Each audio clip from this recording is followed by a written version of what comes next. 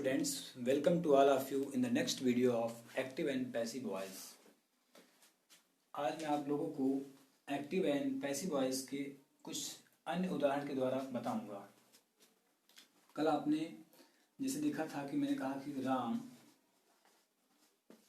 Pledge hockey, तो इसमें आपने क्या किया था, ऑब्जेक्ट को सब्जेक्ट बनाया था हॉकी।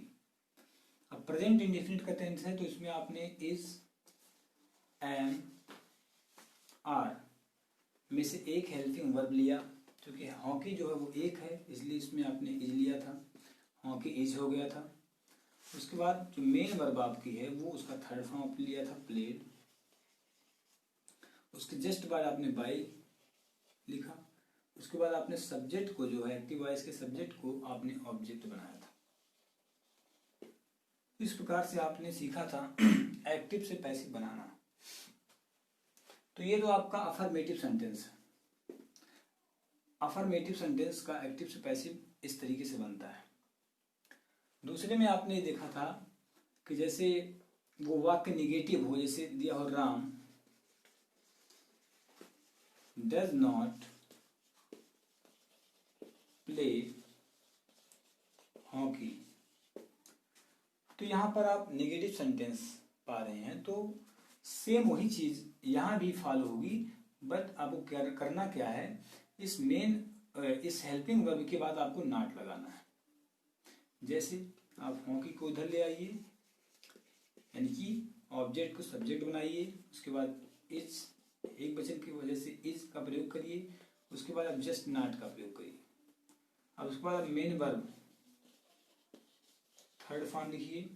उसके जस्ट बाद आप बाय का प्रयोग कीजिए। उसके बाद आप इस सब्जेक्ट को आप ऑब्जेक्ट बना दीजिए। इस प्रकार से आप अफर्मेटिव और नेगेटिव सेंटेंस का एक्टिव से पैसिव बनाना सीखिए।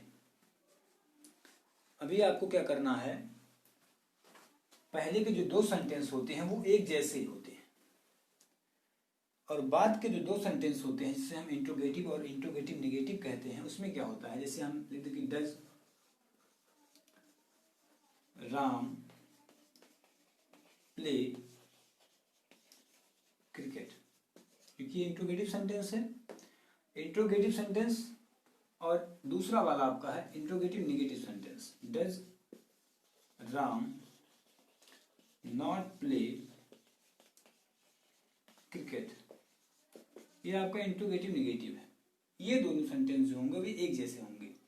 इसमें आपको करना क्या है, सेम वही चीज आपको फॉलो करना है। बस आपको ये ध्यान रखना है कि एक्टिव वॉइस अगर इंट्रोगेटिव है तो इसका पैसिव वॉइस भी इंट्रोगेटिव ही होगा। और इंट्रोगेटिव के लिए सबसे पहले जरूरत होती है हेल्पिंग वर्ब या WH फैमिली की।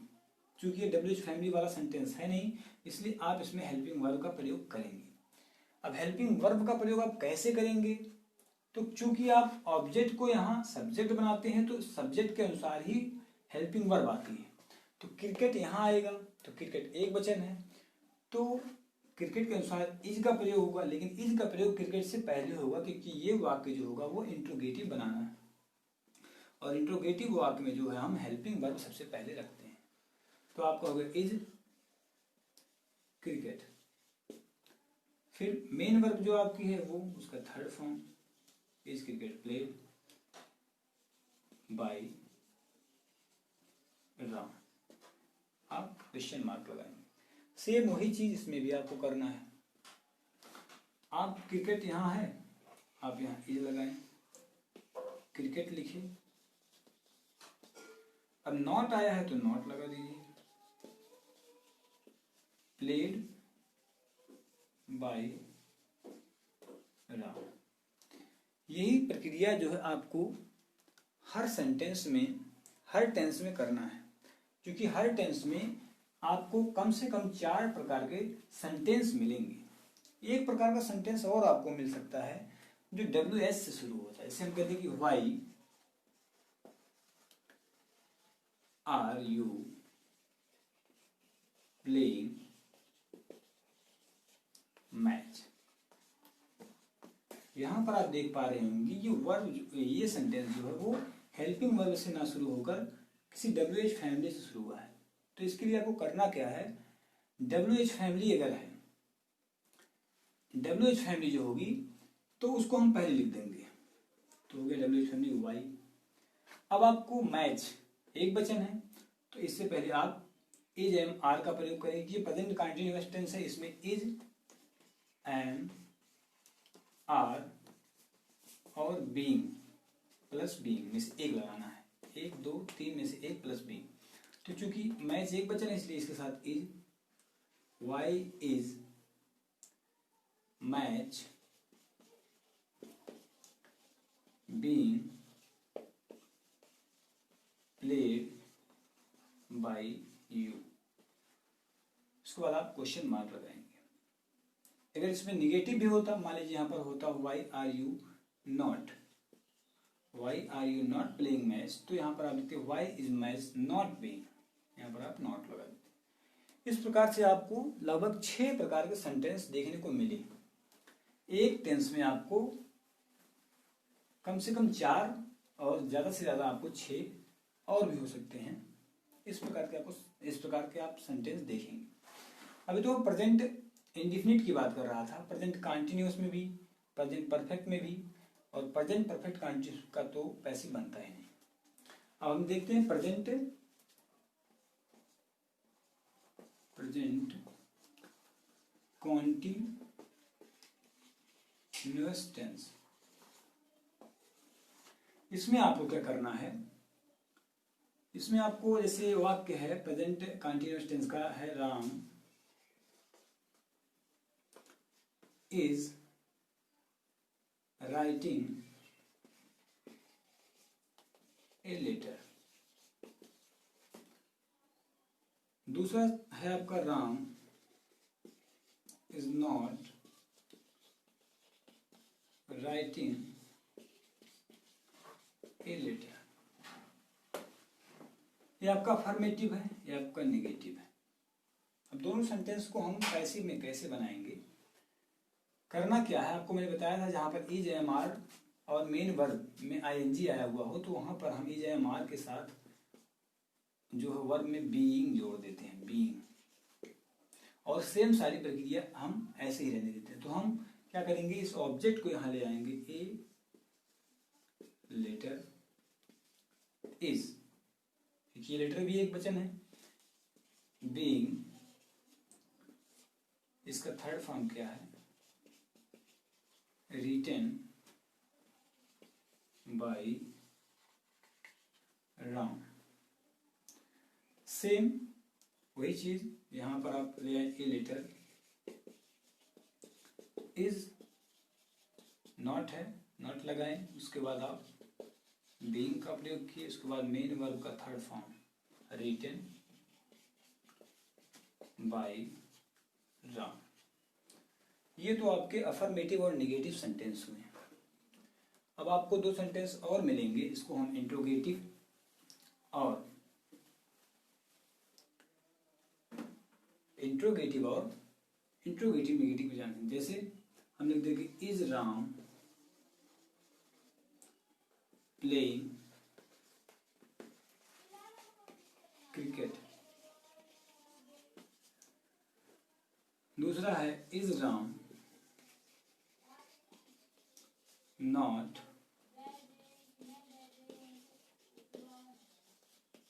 Playing cricket. क्या करना है आपको, सेम वही चीज, क्रिकेट को इधर ले आना है तो क्रिकेट से पहले इसका ही प्रयोग करना है, is cricket being played by Ram. Same वही चीज यहां भी करना है आपको, is cricket not being played by Ram. Same वही चीज आपको करना है। अब थोड़ा सा हम दूसरा एग्जांपल लेते हैं, क्योंकि हमेशा आप देख रहे होंगे कि सिंगुलर वर्ब ही आ रही है आपके सामने। जैसे हम लिख दें कि ही इज बीटिंग मी, ये भी प्रेजेंट कंटिन्यूअस का टेंस है, वो मुझको पीट रहा है। तो आप इस मी को यहाँ ले आएंगे तो ये आई हो जाएगा। कल मैंने आपको बताया था कि ऑब्जेक्ट के स्थान पर मी, तो सब्जेक्ट के स्थान पर उसका सब्जेक्टिव केस आई हो जाएगा। आई हो गया। अब इसके साथ इज का प्रयोग तो कर नहीं सकते, तो एम का प्रयोग होता है सर। आई एम बीइंग, मुख्य क्रिया का third form beaten, I am being beaten by he. अपने ऑब्जेक्टिव स्थान पर जाएगा तो इसका ऑब्जेक्टिव केस यहां लिखा जाएगा हिम। इसका नेगेटिव क्या होगा? ही इज नॉट बीटिंग मी, इधर ले आएंगे मी को तो आई हो जाएगा। I am not being beaten by him. इस प्रकार से आप देख पा रहे होंगे कि जो आपका इज एम आर है वो जरूरी नहीं कि पहले से अगर वहां यहां पे आया हुआ है इज एम आर तो वही लगेगा। जब इस ऑब्जेक्ट को हम इधर ले आएंगे, इस ऑब्जेक्ट को हम सब्जेक्ट बनाएंगे तो इसके अनुसार इसमें से एक लगेगा। हेल्पिंग वर्ब जो है, जो ऑब्जेक्ट इधर आएगा, अभी तो ऑब्जेक्ट ये है तो इसके अनुसार सहायक क्रिया आई है। जब ये ऑब्जेक्ट जो है, जो ऑब्जेक्ट ये जो है वो सब्जेक्ट के स्थान पर आएगा तो इसके अनुसार सहायक क्रिया लगेगी। अभी सब्जेक्ट ये है तो इसके अकॉर्डिंग जो इज आया। अब मी आई आएगा तो आई के साथ तो इज लगता नहीं, तो एम आता है। एम आया, एम का प्रयोग करेंगे। इस प्रकार से आप देखें कि कैसे जो है किसी सेंटेंस को एक्टिव से पैसिव वॉइस में बदला जा रहा है। अब हम इंट्रोगेटिव सेंटेंस ले लेते हैं। जैसे हम लिखते हैं why are you playing football. तो आप यहाँ क्या करेंगे, क्योंकि डब्ल्यू एच फैमिली अगर आपको पहले मिल गई हो तो उसको आप तो पहले लिख देंगे यहाँ पर व्हाई। अब इतना सेंटेंस बचा तो आपको फुटबॉल को इधर ले आना है, तो आप फुटबॉल इधर लिख दीजिए फुटबॉल, परंतु हेल्पिंग वर्ब इससे पहले आनी चाहिए और हेल्पिंग वर्ब इसी के अनुसार आनी चाहिए। अगर एक वचन है तो एक वचन वाली हेल्पिंग वर्ब, बहुवचन है तो बहुवचन वाली हेल्पिंग वर्ब। तो चूंकि फुटबॉल एक है इसलिए यहाँ पर इज का प्रयोग होगा। Why is football. अब प्रेजेंट कंटीन्यूअस में बीइंग का भी प्रयोग होता है तो आप लिखेंगे बीइंग। प्लेइंग का थर्ड फॉर्म क्या है? Played.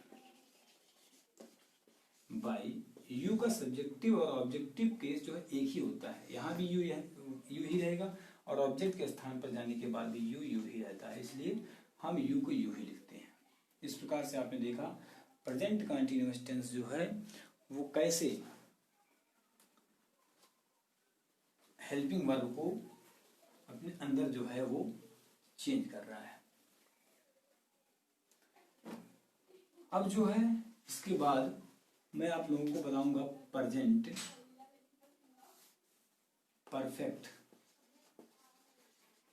Tense. Present perfect tense में क्या होता है? हेल्पिंग वर्ब जो आपकी बताई थी मैंने, हैज और हैव। अब इसके साथ आपको पैसिव बनाते समय क्या कर देना है? बीन लिख देना है। जब आपने बीन लिख दिया, क्या है सेंटेंस में? जैसे राम हैज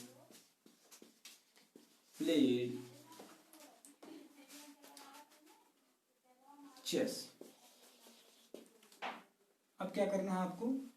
चेस को इधर ले आना है। आप ले आए चेस, एक वचन चेस भी, हैज प्लेड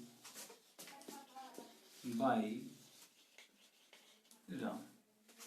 इसका नेगेटिव क्या होगा? अगर Ram has not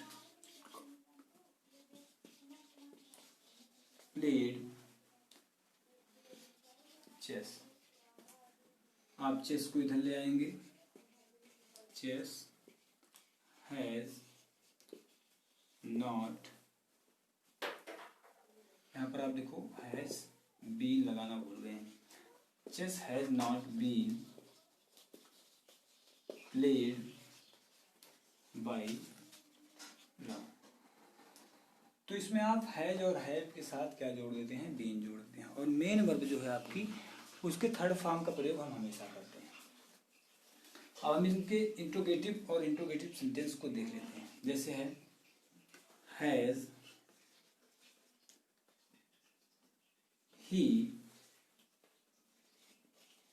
written a letter.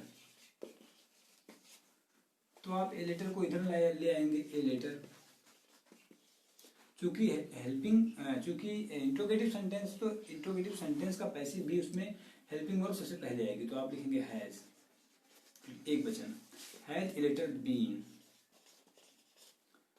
Main verb का थर्ड फॉर्म आपके पास सही है, has letter been written by. अब ही को ले आएंगे ऑब्जेक्ट के स्थान पर, तो आ जाए आपका हो जाएगा, ये जाएगा आपका इंट्रोगेटिव। दूसरा हम लिख देते हैं have we got a prize.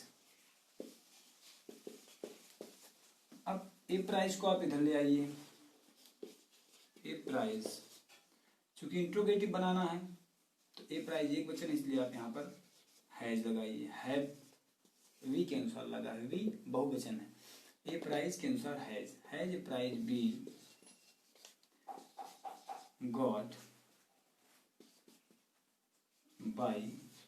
We का ऑब्जेक्टिव केस क्या होता है, अस, और आप इंट्रोगेटिव मार्क लगाएंगे। इस प्रकार से आपने दोस्तों देखा जो है कि एक्टिव से पैसिव बनाते समय हम कैसे सब्जेक्ट को ऑब्जेक्ट और ऑब्जेक्ट को सब्जेक्ट बनाते हैं, और मेन वर्ब के थर्ड फॉर्म का प्रयोग करते हैं, और मेन वर्ब के थर्ड फॉर्म का प्रयोग करने के तुरंत बाद हम बाय का प्रयोग करते हैं।